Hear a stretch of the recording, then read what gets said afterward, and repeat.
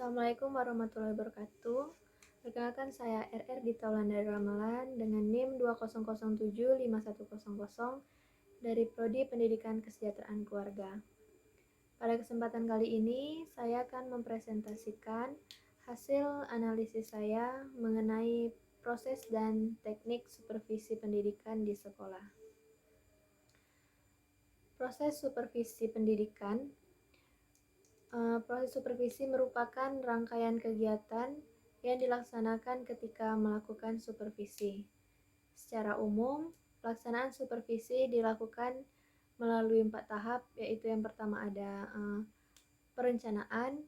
Perencanaan yaitu kegiatan yang mengacu pada kegiatan identifikasi masalah. Langkah-langkah dalam dilaksanakannya perencanaan supervisi ini yaitu mengumpulkan data melalui kunjungan kelas, pertemuan pribadi, atau rapat staf. Kemudian, langkah yang kedua yaitu mengolah data dengan melakukan koreksi kebenaran terhadap data yang dikumpulkan. Langkah yang keempat yaitu mengklasifikasi data sesuai dengan bidang permasalahan. Dan yang keempat, atau yang terakhir yaitu menarik kesimpulan tentang permasalahan sasaran sesuai dengan keadaan yang sebenarnya. Dan serta yang kelima yaitu menetapkan teknik yang digunakan untuk memperbaiki atau meningkatkan profesionalisme pendidik. Tahap berikutnya yaitu pelaksanaan. Pada kegiatan pelaksanaan ini merupakan kegiatan yang nyata dilakukan untuk memperbaiki atau meningkatkan kemampuan seorang pendidik. Kegiatan pelaksanaan merupakan kegiatan pemberian bantuan dari supervisor kepada pendidik agar dapat terlaksananya dengan efektif dan harus sesuai dengan perencanaan yang telah ditetapkan. Serta dalam pelaksanaan ini harus ada follow up-nya untuk melihat keberhasilan proses dan hasil pelaksanaan supervisi. Tahap yang berikutnya, yang ketiga, yaitu ada evaluasi. Seperti yang kita ketahui, pada kegiatan evaluasi ini yaitu kegiatannya menelaah keberhasilan proses dari hasil pelaksanaan supervisi tadi. Evaluasi pada proses ini dilaksanakan secara komprehensif dan sasaran evaluasi supervisi ini ditujukan kepada semua orang yang terlibat dalam proses pelaksanaan supervisi. Hasil dari evaluasi supervisi akan dijadikan pedoman untuk menyusun program perencanaan berikutnya. Prosedur pelaksanaan supervisi menempuh 3 tahapan, yaitu ada pertemuan pendahuluan, observasi pendidik yang sedang mengajar, dan pertemuan balikan. Adapun proses supervisi yang keempat, yaitu tindak lanjut. Bentuk tindak lanjut supervisi akademik ini dapat dilalui melalui 2 kegiatan, yaitu pembinaan langsung dan pembinaan tidak langsung. Pembinaan langsung artinya pembinaan ini dilakukan terhadap hal-hal yang sifatnya khusus, yang perlu perbaikan dengan segera dari hasil analisis supervisi. Kegiatan pembinaan langsung ini dilakukan setelah kepala sekolah selesai melakukan observasi pembelajaran, adalah pertemuan pasca observasi.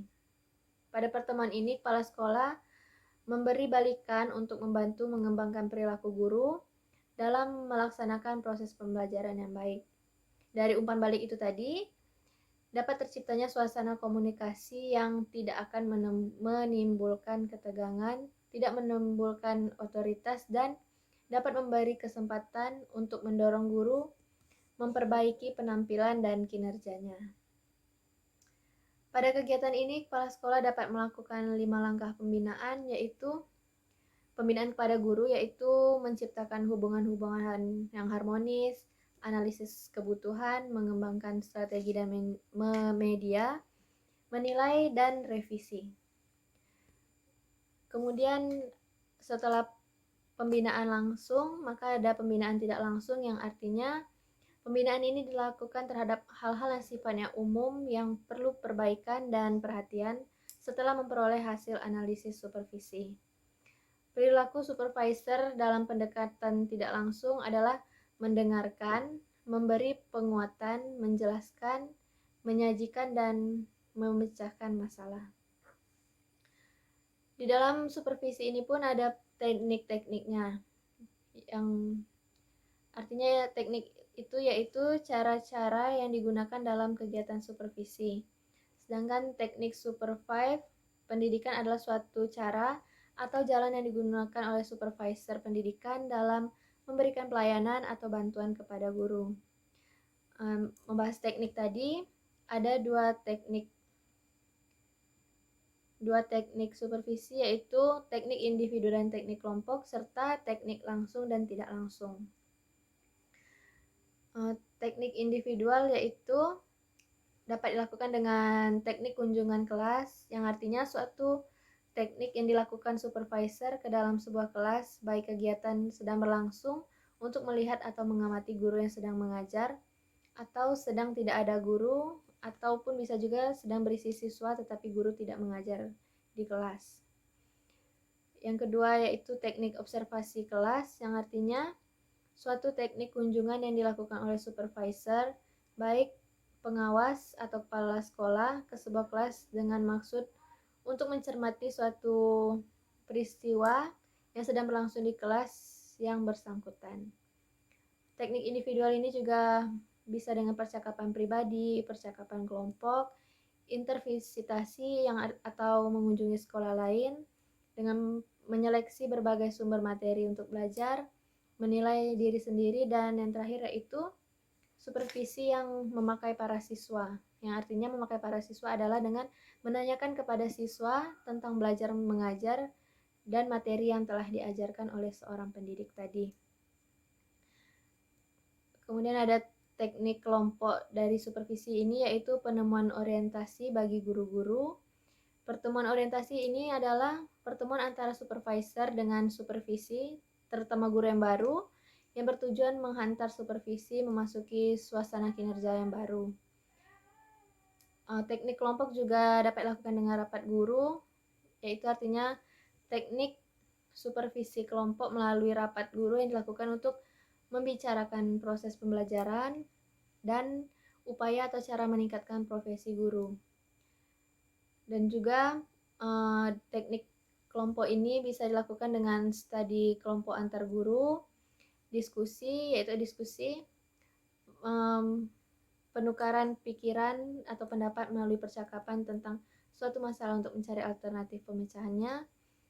Teknik kelompok juga bisa dilakukan dengan workshop, yaitu kegiatan belajar kelompok yang terjadi dari sejumlah pendidik yang sedang memecahkan masalah melalui percakapan dan bekerja secara kelompok.